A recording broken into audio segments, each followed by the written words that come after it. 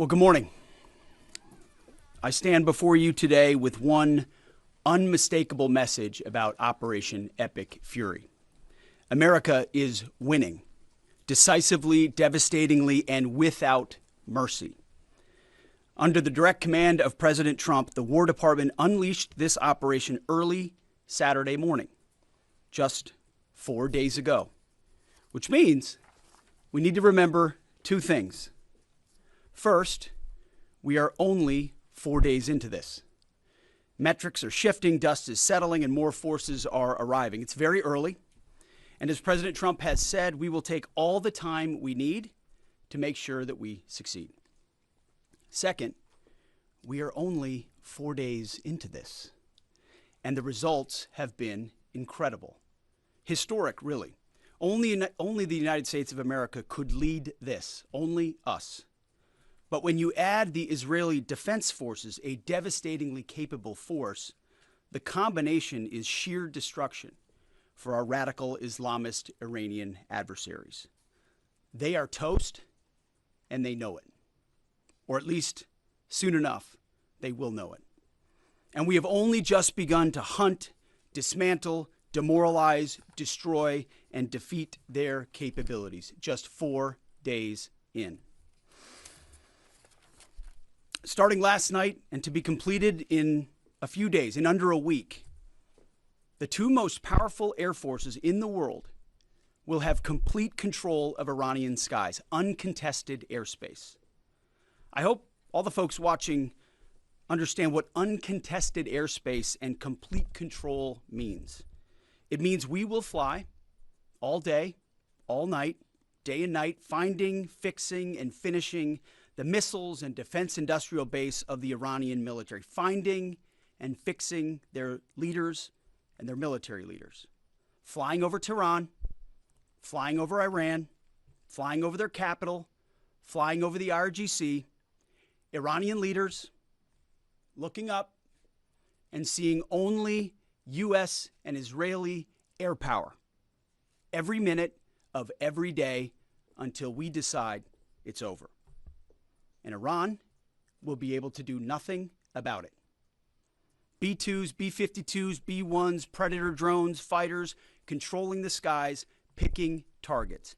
Death and destruction from the sky all day long. We're playing for keeps. Our warfighters have maximum authorities granted personally by the president and yours truly. Our rules of engagement are bold, precise, and designed to unleash American power, not shackle it. This was never meant to be a fair fight, and it is not a fair fight. We are punching them while they're down, which is exactly how it should be. Thus far, Operation Epic Fury has delivered twice the air power of shock and awe of Iraq in 2003, minus Paul Bremer and the nation building. The campaign has 7 times the intensity of Israel's previous operations against Iran during the 12-day war, 7 times. And as President Trump said, more and larger waves are coming. We are just getting started. We are accelerating, not decelerating. Iran's capabilities are evaporating by the hour, while American strength grows fiercer, smarter, and utterly dominant. More bombers and more fighters are arriving just today. And now, with complete control of the skies, we will be using 500-pound, 1,000-pound, and 2,000-pound GPS and laser-guided precision gravity bombs, of which we have a nearly unlimited stockpile. We used more exquisite standoff munitions at the start, but no longer need to. Our stockpiles of those, as well as Patriots, remains extremely strong. The enemy can no longer shoot the volume of missiles they once did, not even close. And the chairman will lay out some of those percentages. So our air defenses and that of our allies have plenty of runway. We can sustain this fight easily for as long as we need to. And as I said yesterday, we set the terms. Now, you may not see much of it because the IRGC shut off the internet to the entirety of the country. They blind their people on purpose, just like they kill their own on purpose. Much was made of the volume of missiles Iran was able to shoot in the first few days. And sadly, as we projected, a few got through and killed 6 of our best, who will hopefully arrive home soon. We will avenge them, no doubt. But I liken Iran's predicament to a football team who scripted the first 20 plays of a game. The team knew what plays to run because their first few drives were scripted. But now that the game has started and the blitz is on, they don't know what plays to call, let alone how to get in the huddle and call those plays. Iran's senior leaders are dead. The so-called governing council that might have selected a successor, dead, missing, or cowering in bunkers, too terrified to even occupy the same room. Senior generals, mid-level officers, enlisted ranks, they can't talk or communicate, let alone mount a coordinated and sustained offensive. That's not great for morale. The Iranian Air Force is no more, built for 1996, destroyed in 2026. The Iranian Navy rests at the bottom of the Persian Gulf. Combat ineffective, decimated, destroyed, defeated, pick your adjective. In fact, last night, we sunk their prize ship, the Soleimani. Looks like POTUS got him twice. Their Navy, not a factor. Pick your adjective, it is no more. In fact, yesterday, in the Indian Ocean, and we'll play it on the screen there, an American submarine sunk an Iranian warship that thought it was safe in international waters. Instead, it was sunk by a torpedo. Quiet death. The first sinking of an enemy ship by a torpedo since World War II.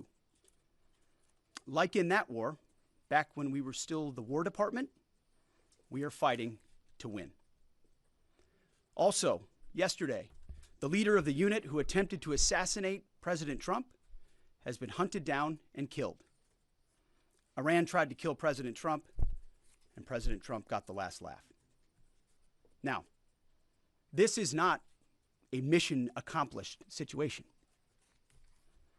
This is simply a reality check. The combination of U.S. and Israeli intelligence and combat power will control Iran, and will control it soon. Sure, Iran will still be able to shoot some missiles and still be able to launch one-way attack drones at civilian targets, and their proxies will attempt to attack our embassies, bases, and soft targets. They are terrorists, after all, and they need to target civilians because they can't fight toe-to-toe. But we will find them, and we will kill them. This is what the fake news misses. We've taken control of Iran's airspace and waterways without boots on the ground. We control their fate. But when a few drones get through or tragic things happen, it's front page news. I get it. The press only wants to make the president look bad, but try for once to report the reality. The terms of this war will be set by us at every step. As I said Monday, the mission is laser focused. Obliterate Iran's missiles and drones and facilities that produce them, annihilate its navy and critical security infrastructure, and sever their pathway to nuclear weapons. Iran will never possess a nuclear bomb, not on our watch, not ever. And this is why President Trump's moral clarity on Iran today is so vital. Unlike the past, where vague red lines and endless negotiations let Iran fund terror and inch ever so slightly toward a bomb, this president sees the threat plainly and acts decisively. No more half measures, especially when Iran is at its weakest. No more letting Tehran play for time while our people pay the price. His leadership ensures that we finish what we start and that we protect our warfighters by crushing the enemy before they can strike again. Our offensive operations, refined through months of relentless preparation, are unstoppable. And our defensive efforts are unprecedented. We have from the start put the protection of our troops ahead of everything else. Before we very publicly built up offensive combat power, we quietly ensured that our defensive posture and power was in place.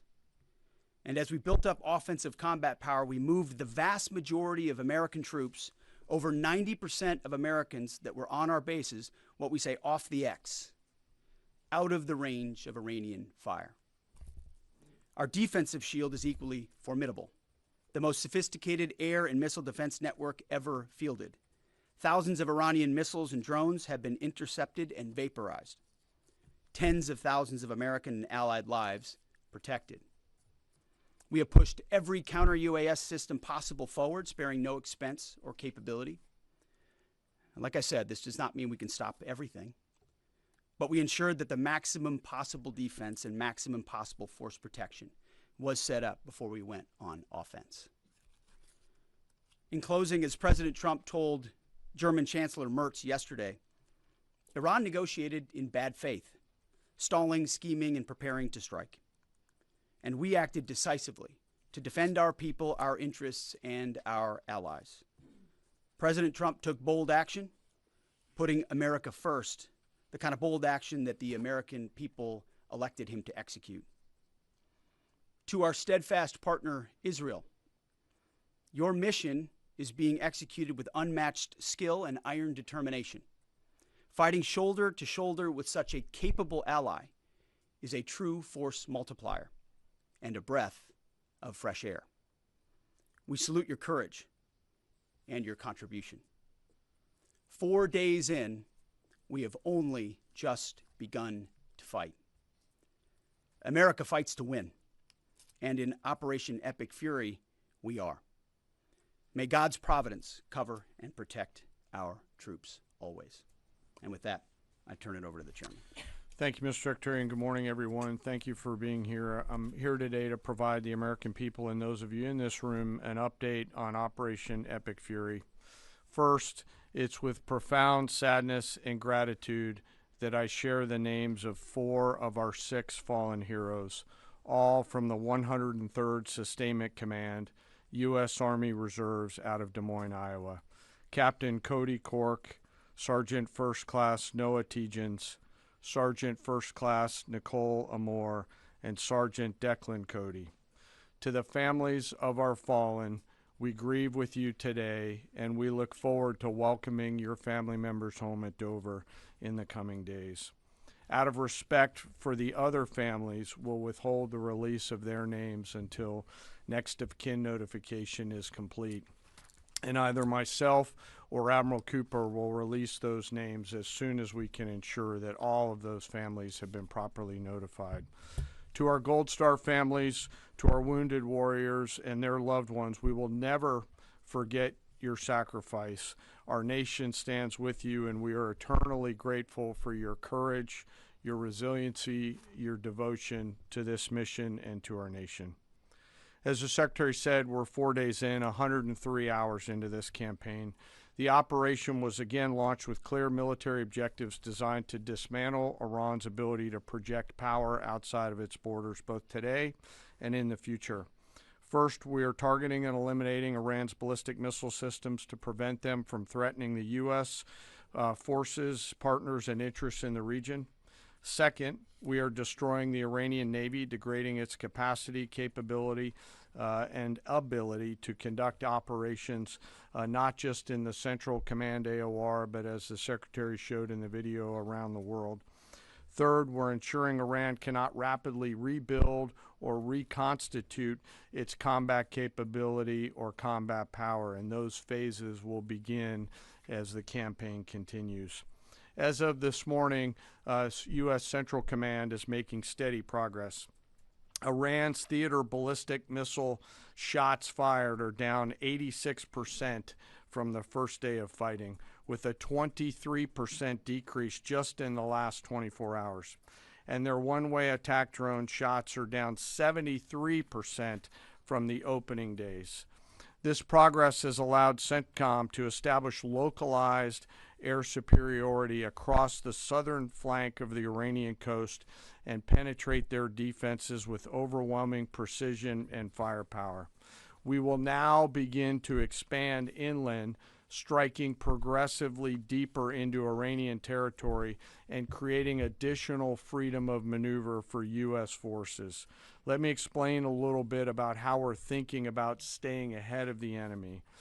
First, over the past several weeks, Admiral Cooper and the CENTCOM team have refined their operational approach to the region. Their planners identified key centers of gravity that would allow Iran to project power outside of its borders.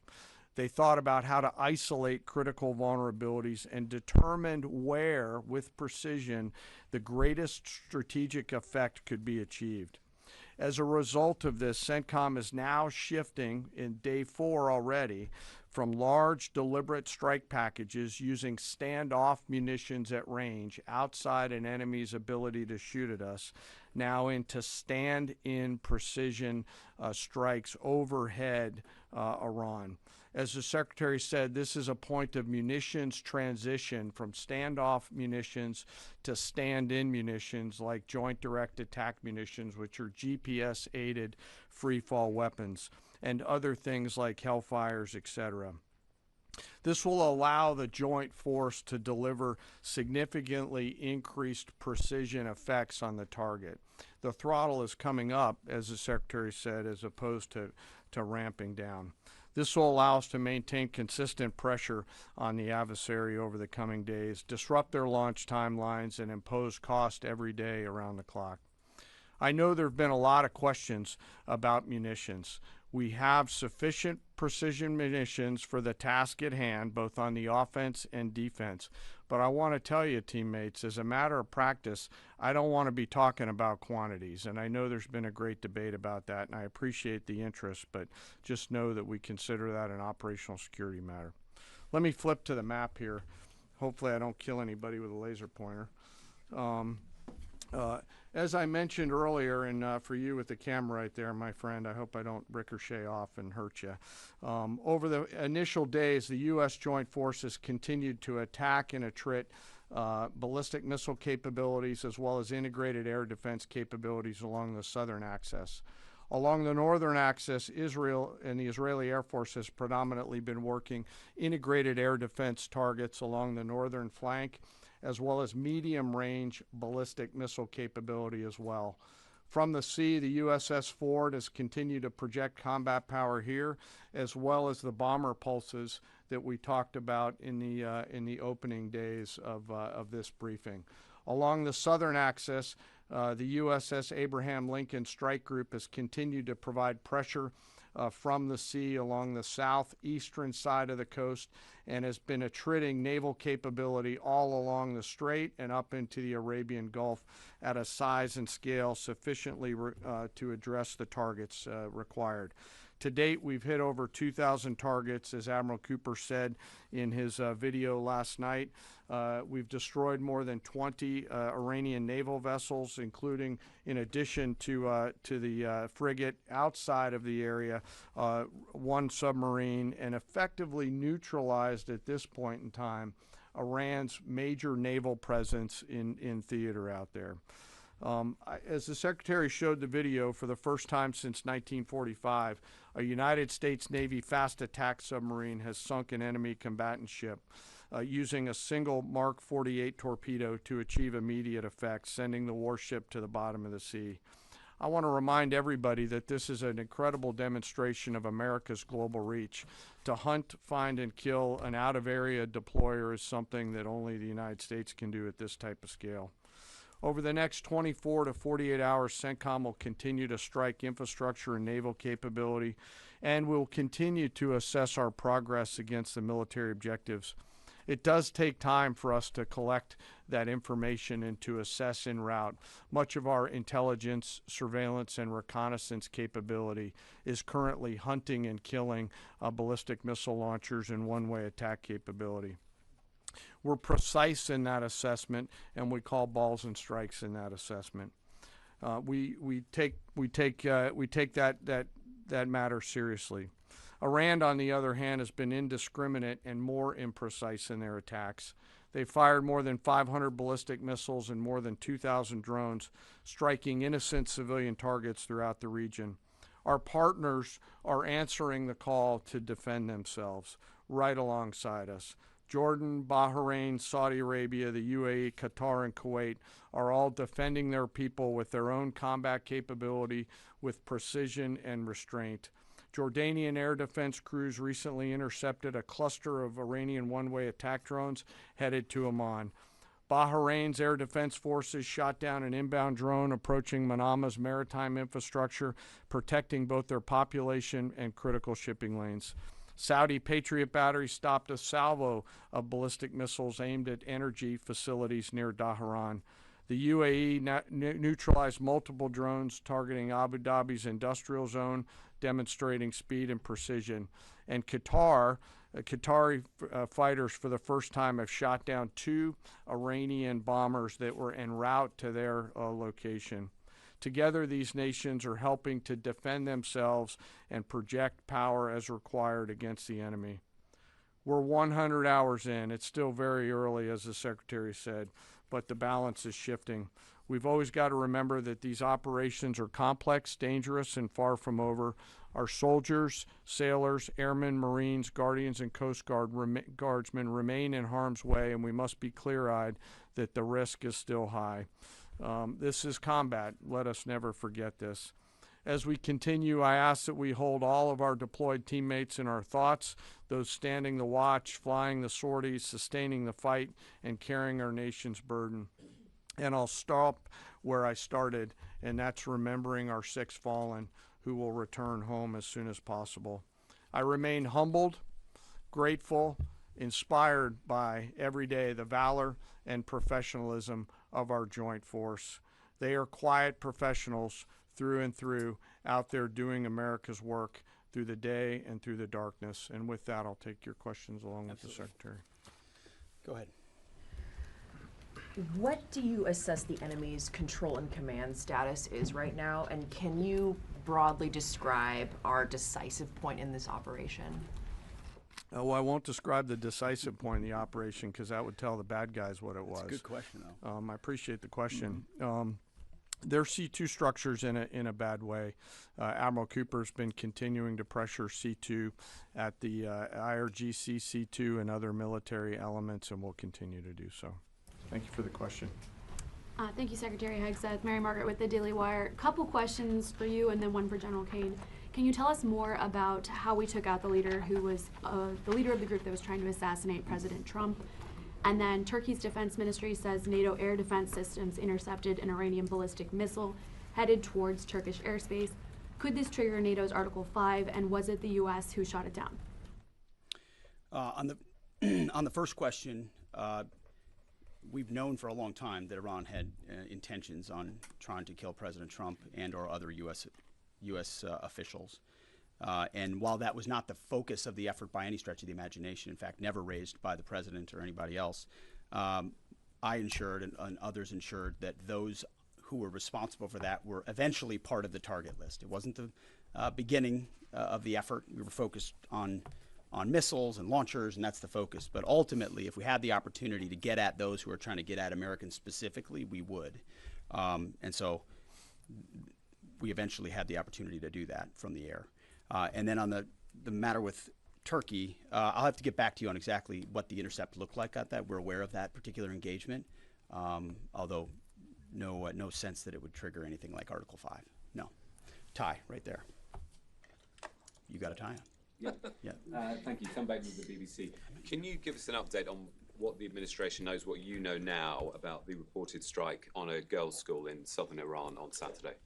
All I can say is that we're investigating that. We, of course, never target civilian targets, but we're taking a look and investigating that. Red tie in front. Just on the basis that with the information you would have, your reconnaissance abilities, ability to gather information, I mean, it's several days on now. So is there any clarity on whose munition this was? We're investigating it. Thank you. Secretary, so there are reports that the administration is considering arming Iranian Kurdish groups. So could you please clarify that whether any such plan has been authorized and whether Congress or regional partners has been notified and consulted?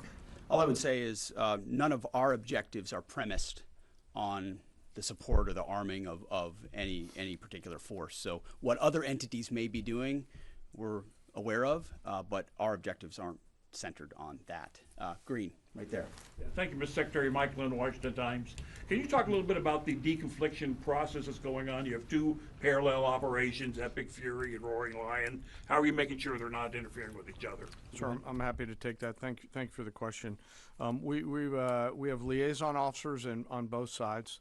There are U.S. CENTCOM teammates out in Israel, and there are Israeli Defense Force teammates at the relevant command and control nodes within the U.S. CENTCOM enterprise. Routinely, Admiral Cooper is talking to the IDF Chief of Defense, and I will occasionally speak to him through the arc of this. I've spoken to him a few times already. That allows us to coordinate, integrate, and synchronize activities while maintaining separate efforts. And when I said a breath of fresh air, I really meant it. Usually it's us with some ancillary benefits from allies who are maybe willing but not as capable. When you have both the will and the capability of an ally that can really bring things to bear, we take certain targets, they take certain targets, and when you coordinate it, it has incredible effects. Right here. Secretary Hegseth, with respect to House Minority Leader Hakeem Jeffries' statement that the Iran mission will end in failure, what kind of message does that send to our enemies, and what does it do to the motivation of our troops? Well, I've been through that movie before with the Democrats rooting against the country. Our generation saw that in our battlefields.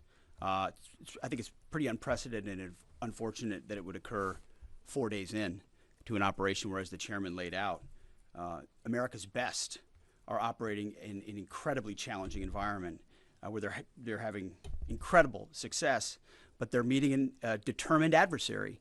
And he's been privy to briefs that we've provided. He knows how effective this has been. He's being disingenuous, which we're used to. Right here. Thank you for taking my question. Heather Mullins, Lindell TV. One of the questions I have is just really regarding the intelligence that indicated that this was something the U.S. had to get involved with at the time that you guys did. We had Operation Midnight Hammer back in June. We obliterated their nuclear facilities. What was the intelligence that suggested that somehow they became a threat once again that required us to get involved with Operation Epic Fury? I appreciate the question. The evidence in front of us since the 12-day war was that Iran had no intention of actually negotiating a nuclear deal that truly meant they did not have a pathway to the nuclear bomb. And they had a moment. Jared Kushner and Steve Witkoff, two of the best negotiators in the world, poured into that negotiation, giving them every single possible opportunity to release that ambition, and they didn't. And the intelligence that we saw they didn't intend to do it in good faith, that they had the intentions eventually to get to a place where they could have a conventional shield to block their nuclear capabilities, as I talked about yesterday. So I would separate the what from the when a little bit. The what is they've been killing Americans for 47 years. They have thousands of missiles pointed at us. They have ongoing nuclear ambitions, and they're at the weakest they've ever been. So the when became, in a particular, hey, what makes the most sense to do this to ensure that the narrow objectives we have of ensuring they never have a nuclear weapon have a maximum effect? Yes, right here. Thank you, Secretary Hegseth. I had two questions. First, what is your message to Iran's allies, namely Russia and China, who have called for an immediate end to hostilities? I don't have a message for them, and they're not really a factor here. And our issue is not with them. It's with the nuclear ambitions of Iran. Absolutely. And are any so-called fully autonomous weapons or other AI tools being used in Operation Epic Fury? We've got a lot of autonomous systems, or systems that drones and others incorporated with smart AI aspects to them, but a lot of which I can't talk about here. Yeah. Yellow, right there. Yes, ma'am. Thank you very much, Mr. Secretary. As you know, China is accusing the United States of invading in Iran, a sovereign nation, and North Korea, which cooperate with Iran on nuclear development, has declared its commitment to protecting Iran. What is the United States' strategic response to this? And I have a second one. How many allies join with the United States to fighting against Iran? Do you have any numbers? Well, I think what you're seeing right now is a response in the region to the belligerence of Iran and the willingness of them to target civilian airports, civilian hotels, civilian locations, civilian oil infrastructure of their Gulf neighbors who would have preferred not to be in conflict, didn't want to, but now realize that this is something that has to be dealt with. So whether it's UAE or Qatar or Bahrain or Kuwait or Saudi, on different levels, they're reaching out to us, whether they're going on offense, which they are, whether they're giving us additional access, basing, and overflight. We're working very closely and collaborating with them. Also on air defenses. The air defense capabilities of those countries are significant, and when combined with ours and we coordinate, it brings simplicity to the shot doctrine, so we make sure we're using less munitions but being more effective with what we shoot at. And as it pertains to other countries, I'll sort of give the same question. They don't really bear on the case of Iran. We're going to deal with Iran's nuclear ambitions, and that'll send plenty of signals in the process. Right there. Purple. Thank you so much. Thank you so much, Mr. Secretary. I have two questions. One question for you and the other question for Mr. Chairman. You ruled out that you are not engaging with the Kurdish forces, Iranian Kurdish forces, to incursion from the Kurdistan region to Iran. But now, and today, Iranian said that under threatening the Kurdistan region, they said clearly if there is any incursion from the Kurdistan region, they will attack all the Kurdistan region and go war with the Kurdistan region. What's your comment on that? And a question for Mr. Chairman. Given comments that the U.S. forces might be deployed if necessary, under what specific conditions would you determine that deploying U.S. boots on the ground is necessary, and how would such a decision support and advance your stated strategic goals? Well, I'm not going to comment on U.S. boots on the ground. I think that's a question for policymakers, and I don't make policy, I execute policy. I will say on the question in the back corner about helping Americans get out, first, it's a great opportunity to encourage everybody in the region to go to the State Department and register. Secretary Rubio's been trying to get that word out, and I'd ask you to help us with that, to have folks register. We've also opened up space available seats as C-17s and other airplanes come in to try to help folks get out. But that's really a State Department matter, but to answer your question, that's what we've been doing. Absolutely. Last question right here. Secretary Hegseth, thank you. Reagan Reese with the Daily Caller. You touched on this in your opening remarks, but I'm hoping you could expand on it a bit. It's been reported that Iran might be trying to outlast our ability to intercept their missiles. It sounds like you guys are saying they don't have the ability to do so. Is that the case? Can they outlast us in their ability to do that? Iran cannot outlast us. We're going to ensure through violence of action and our offensive capabilities and our defensive capabilities, as I said, that we set the tone and the tempo of this fight. That's why stories and speculation about different things that try to make it look like we're limited in what we can do. The only limits we have in this is President Trump's desire to achieve specific effects on behalf of the American people. And that's why we don't talk about, you can say 4 weeks, but it could be 6, it could be 8, it could be 3. Ultimately, we set the pace and the tempo. The enemy is off balance, and we're going to keep them off balance. And we know their ability to shoot versus our ability to defend. That difference gets wider and wider every day. Our defense gets better, their offense capabilities diminish. As we are going into ammunitions that we, as we said, have tens of thousands of and can drop unlimited supplies on with even more effects than the standoff emissions we have now, which is why when we say the throttle's going up, the throttle's going up and it's going to stay on high. Thank you all very much. Appreciate it.